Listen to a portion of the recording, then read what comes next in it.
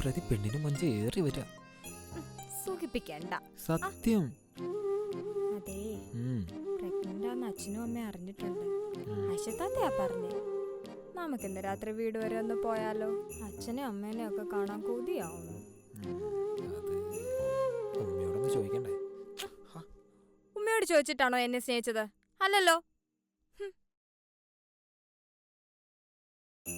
ഉമ്മയോട് ചോദിക്കുന്നതിലും ഭേദം പോണ്ടെന്ന് തീരുമാനിക്കുന്നതാ. ഒരു കാര്യത്തിൽ നിന്റെ മുൻവിധി പാടില്ല. ഇല്ല, മുൻവിധി മനസ്സിന്ന് കളഞ്ഞു. ഉമ്മയുടെ പുന്നാരമോൻ തന്റെ ഭാഗം ശരിയാന്ന് തെളിയിക്കും. കാണട്ടെ. ഉദ്ദേശം എനിക്ക് മനസ്സിലായി. നോക്കട്ടെ. ഹോസ്പിറ്റലിൽ ഉമ്മയും വരുന്നുണ്ടോ? മരുമകളോട് സ്നേഹമുള്ള അമ്മായിയമ്മയുടെ ഉത്കണ്ഠയല്ലേ, വരണ്ടാന്ന് പറയാൻ പറ്റുമോ? പിന്നെ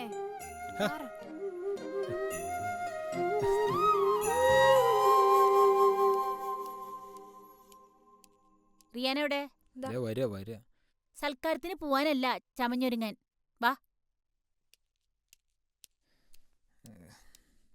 വാ.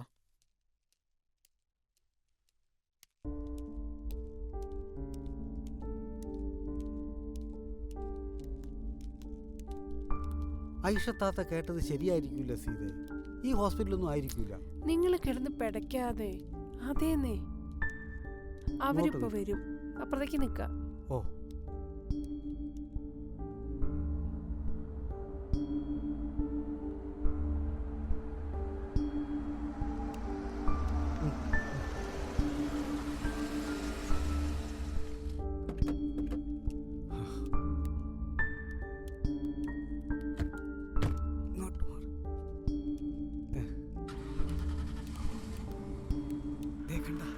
കൊച്ചു നല്ല നിറം വെച്ചിട്ടുണ്ടല്ലേ, നന്നായിട്ടുണ്ട്.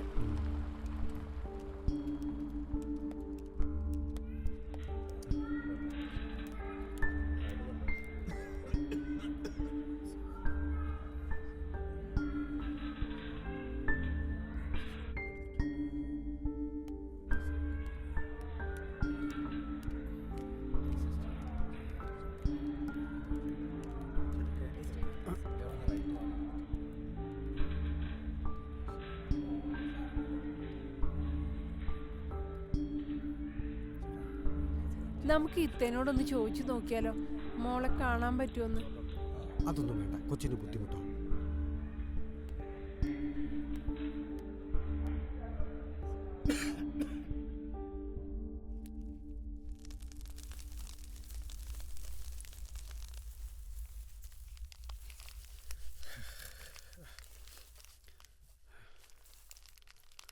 ഗുരുവായൂർക്കൊന്ന് പോണം.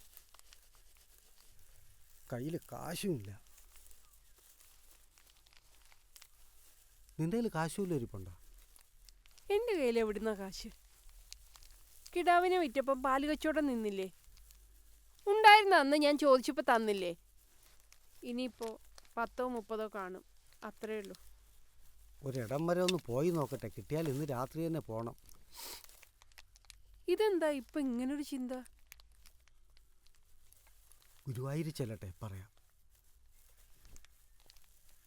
ഞാൻ പറയും പോലെ കേൾക്കണേ.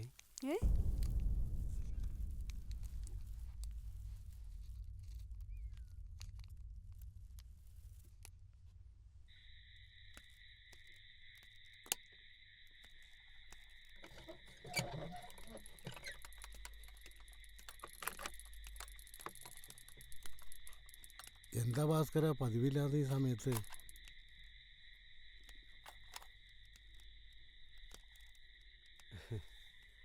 അത് കുറച്ച് കാശ് കടായിട്ട് കിട്ടിയ വലിയ ഉപകാരമായിരുന്നു. എത്ര ആശ? ഒരു 2000 രൂപയെങ്കിലും വേണം. ഓ, 2000? എൻ്റെ കയ്യിലിപ്പോൾ 500 കൂടിയ ഒരു 600 രൂപ കാണും. ഉണ്ടായിരുന്നതാ. ആ വാസുവിൻ്റെ പെണ്ണ് വന്നിപ്പോൾ കുറിക്കാശ് കൊടുത്തു. നിനക്കിപ്പോൾ കാശ് എന്താ ആവശ്യത്തിനാ? ഗുരുവായൂർക്കൊന്ന് തൊഴാൻ പോകണമെന്നുണ്ടായിരുന്നു. എപ്പോ? പറ്റിയ ഇന്ന് രാത്രി തന്നെ പോകണം. ഓ, നീ ഒരു കാര്യം ചെയ്യും, പോകാനുള്ള ഒരുക്കങ്ങളെ കൂട്ടിക്കും. ഞാനൊന്ന് നോക്കട്ടെ, വഴിയുണ്ടാക്കാം. ചെല്ലേ, നീ ആദ്യമായിട്ടൊരു കാര്യം പറഞ്ഞാലേ അത് സാധിച്ചു തന്നില്ലെങ്കിൽ എൻ്റെ മര്യാദയുടെ അല്ലടാ. നീ ചെല്ല്, ധൈര്യമായിട്ട് ചെല്ലടാ.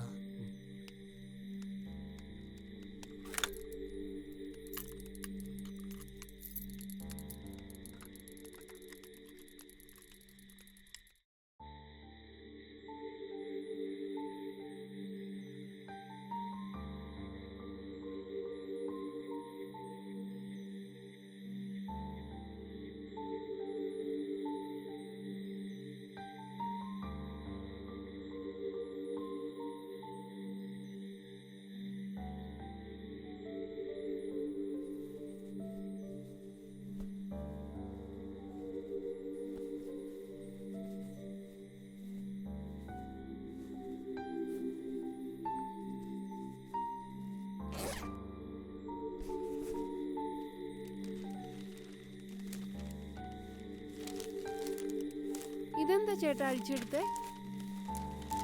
അതൊക്കെ ഉണ്ട്. ഗുരുവായൂർ ചെല്ലട്ടെ പറയാം. ഉമ്മർക്ക് വന്നോ? ഉമ്മർക്ക വന്നില്ല, വരും. നീ കതവ് പൂട്ടിക്കും. ഇതാ വരുന്നുണ്ടല്ലോ. ആ ഉമ്മർക്ക സംഗതി കിട്ടി. ആളെ കണ്ടു കിട്ടാൻ കുറച്ച് താമസിച്ചു. അതാ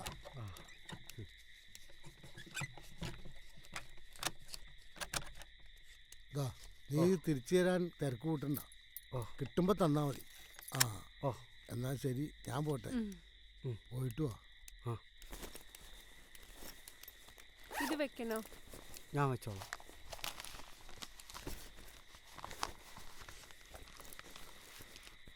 പൂട്ടണേ? ആ ലൈറ്റൂടെ അണച്ചേക്കും. ആ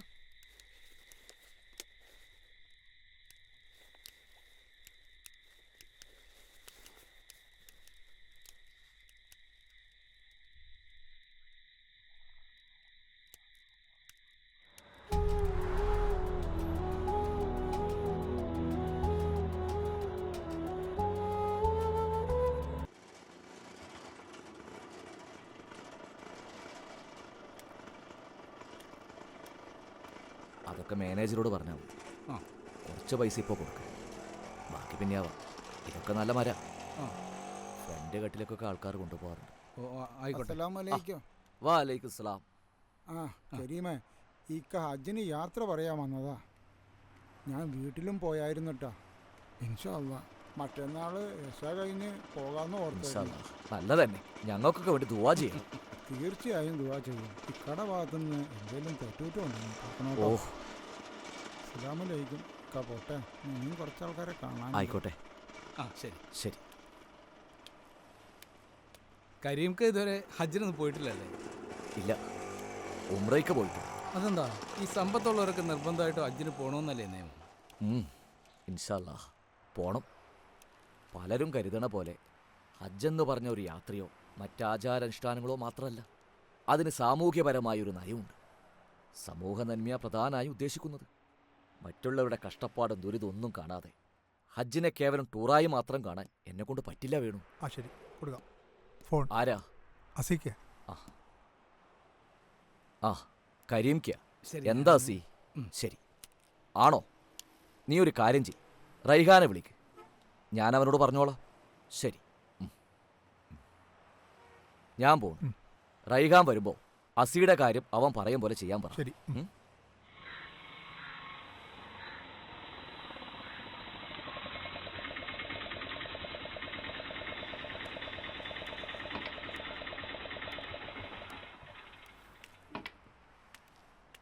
അസ്സലാമു അലൈക്കും. വാലൈക്കും സ്ലാം. എന്താ ഉസ്താദേ?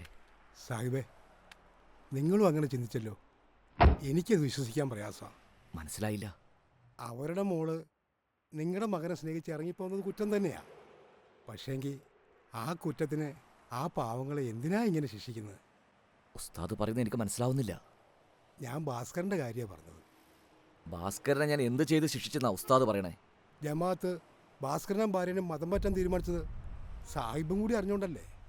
ഭാസ്കരനും ഭാര്യനും മതം മാറ്റുന്നു? ആര്? ജമാഅത്തോ? ഏയ് ഇല്ലില്ല, ഇല്ലാത്തത് പറയരുത്. അപ്പോൾ പ്രസിഡന്റ് അറിയാതാ കമ്മിറ്റി ഓരോ കാര്യങ്ങൾ തീരുമാനിക്കുക? കൊള്ളാം, നല്ല കഥ. അപ്പോ ഞാനറിയാതെ അങ്ങനൊരു നീക്കം നടക്കുന്നുണ്ടല്ലേ? ഉവ്വ്, അവരെ പൊന്നാനി കൊണ്ടുപോകാനുള്ള തീരുമാനമാണ് ചിലരൊക്കെ തീരുമാനിച്ചിരിക്കുന്നത്. ഞാൻ വിചാരിച്ചു സാഹിബും കൂടി അറിഞ്ഞുകൊണ്ടാണ് ഇതൊക്കെ ചെയ്തിരിക്കണമെന്ന്. ക്ഷമിക്കണം. എങ്കിലും ഇത് അനുവദിക്കാൻ പാടില്ല ഉസ്താദെ. എതിർക്കണം. നമ്മുടെ കൂട്ടത്തിലേക്ക് പുതുവിശ്വാസികൾ വരുന്നതിന് ഞാൻ എതിരല്ല. മതത്തെ പഠിച്ചു വേണം വരാൻ. ഇതങ്ങനെയല്ല. മകളോടുള്ള സ്നേഹം കൊണ്ട് മാത്രം അവർ മതം മാറാൻ തയ്യാറാകുന്നേ. ഇത് തടഞ്ഞില്ലെങ്കിൽ ആ സമുദായത്തിന് മുന്നിൽ മാപ്പില്ലാത്ത തെറ്റുകാരനാവും ഞാൻ. മോഹൻ, ആ അച്ഛനമ്മമാരോട് ചെയ്ത് വലിയൊരു ദ്രോഹം തന്നെയാണ്. ഇത് തടഞ്ഞെങ്കിലും എനിക്കവരോട് നീതി പുലർത്തണം.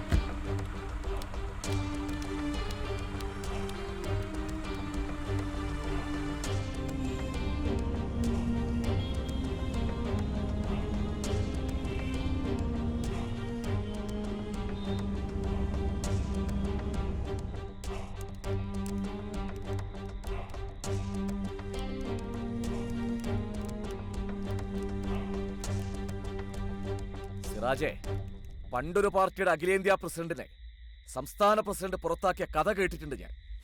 ഇത് അതിലും വലിയ തമാശയാണല്ലോ. സാഹിബ് ഉദ്ദേശിച്ചത് മനസ്സിലായില്ല.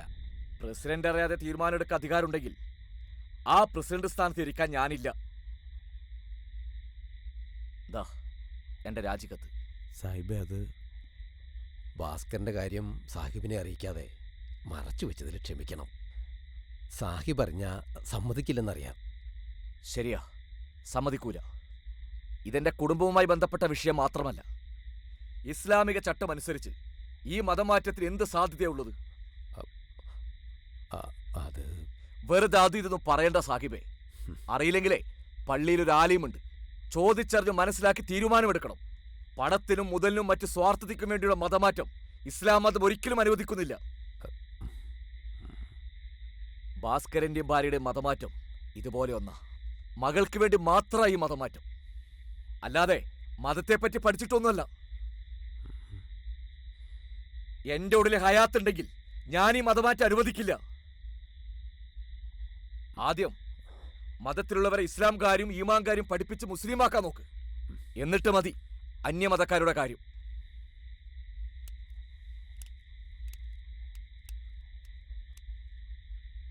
ഉസ്താദിന്റെ പരിമിതി എനിക്ക് മനസ്സിലാകും. നിങ്ങളൊക്കെ നാവിന് താഴെ വീണ പുരോഹിതന്മാരാണല്ലോ. വെള്ളിയാഴ്ച കുത്തുബക്ക് കയറിയാൽ പോലും കമ്മിറ്റി അംഗങ്ങളുടെ താല്പര്യം കൂടി നോക്കണമല്ലോ. ഇതൊക്കെയാ ഉസ്താദെ നമ്മുടെ സമുദായത്തിന്റെ ശാപം.